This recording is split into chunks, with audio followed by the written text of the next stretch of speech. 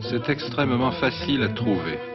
Vous survolez la côte méridionale de la Chine et dans la baie de Canton, entre de petits nuages légers comme une bouffée de pipe, vous apercevez un îlot d'une douzaine de kilomètres, presque collé au continent, surchargé de bâtiments, environné de bateaux arborant autant de pavillons qu'il existe au monde de pays ayant une marine ou des relations chez les Grecs.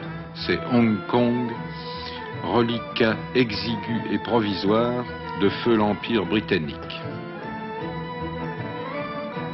Vous atterrissez et le dépaysement commence parmi une population encore plus dépaysée que vous depuis longtemps.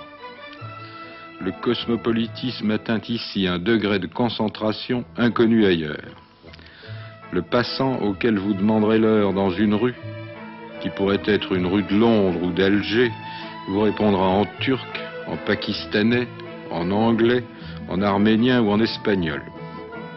Il peut même arriver qu'il vous réponde en chinois que l'heure n'a aucune espèce d'importance, rien n'étant plus changeant que le temps, ni plus illusoire que la durée. Dans le quartier administratif de Victoria, l'anglais se croit chez lui, avec cette différence qui l'y fait moins de complexe. Le français, qui a mis en batterie son appareil photographique, enregistre des Indiens qui mangent avec des baguettes dans des bâtiments qui rappellent le rond-point de la Défense.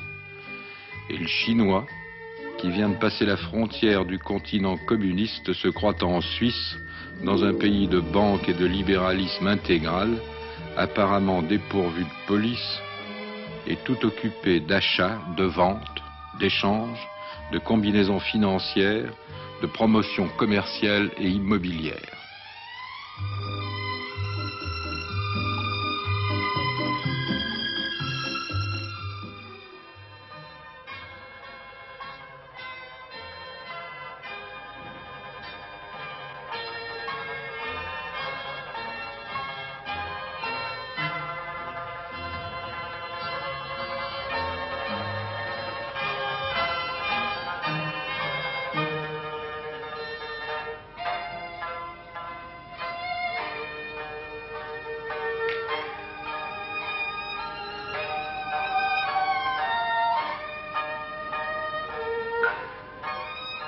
De l'autre côté de l'étroite enclave continentale de Colomb, l'énorme dragon de la Chine rouge est là, curieusement immobile.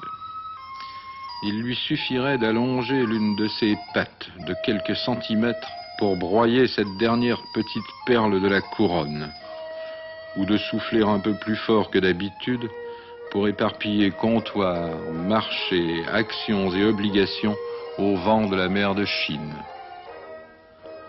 Mais le dragon ne bouge pas et il a l'air décidé à retenir sa respiration jusqu'en 1997, date qui marquera la fin du bail britannique.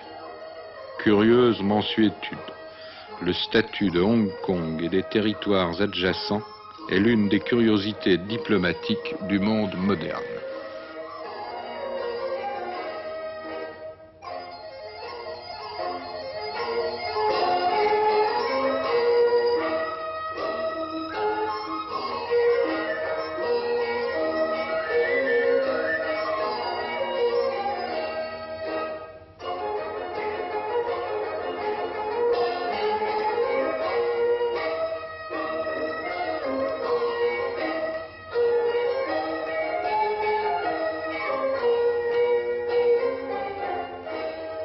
Cela dit, nous n'en sommes pas moins en Chine.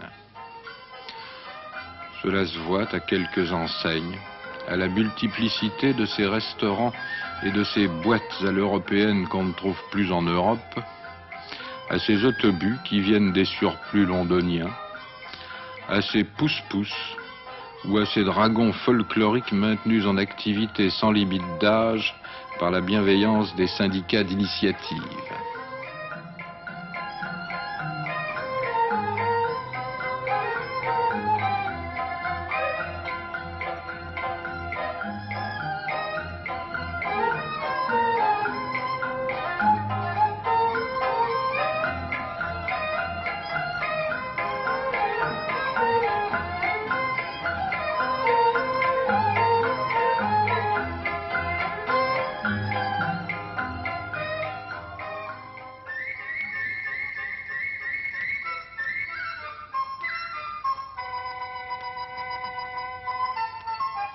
Nous sommes en Chine, cela se voit, à de merveilleux visages d'enfants.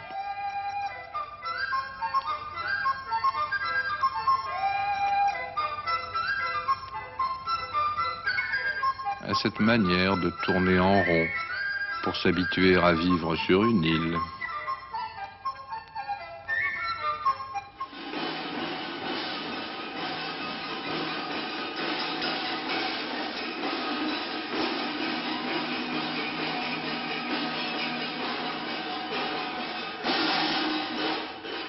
À ces personnifications du bien et du mal qui se battent comme d'habitude sans résultat.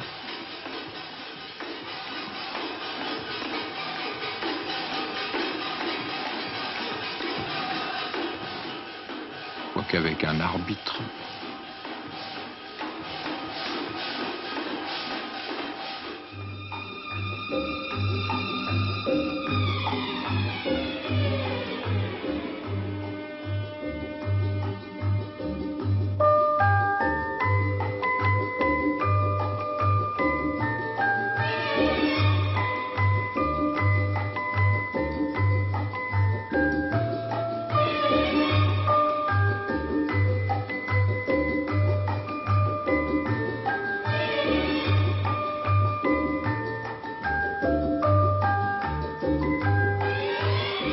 Cela se voit aussi à cette propension à l'immensité pacifique qui étire le paysage chinois.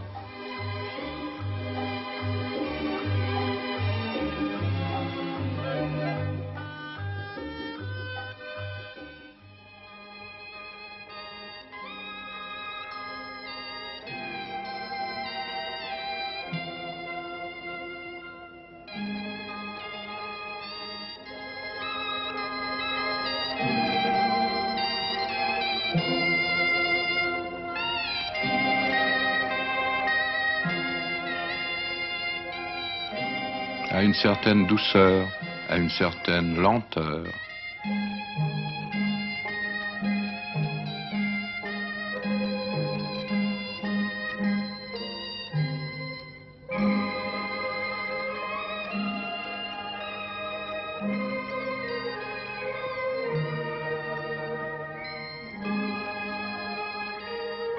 À la beauté mystérieuse des regards, ou à ces nobles faces de vieillards auréolés de raffia et qui posent contre rétribution avec un sourire finement gravé dans l'ivoire des ans.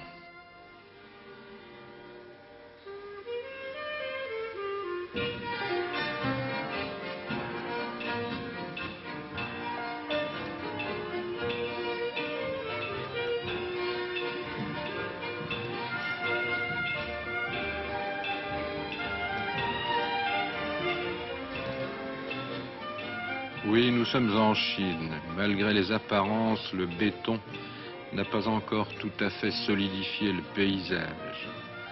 La nappe de gaz des civilisations industrielles n'a pas encore tout recouvert. L'histoire subit quelques ralentissements dans les ruelles des vieux quartiers.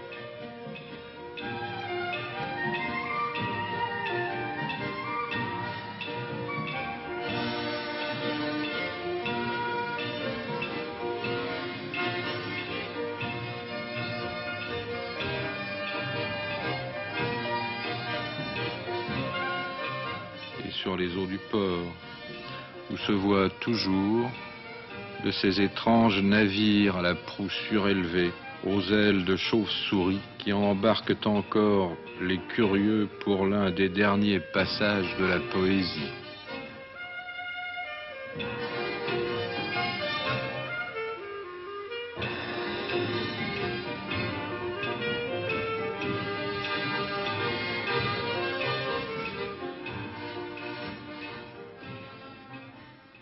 À Hong Kong, l'infini est au bout du chenal.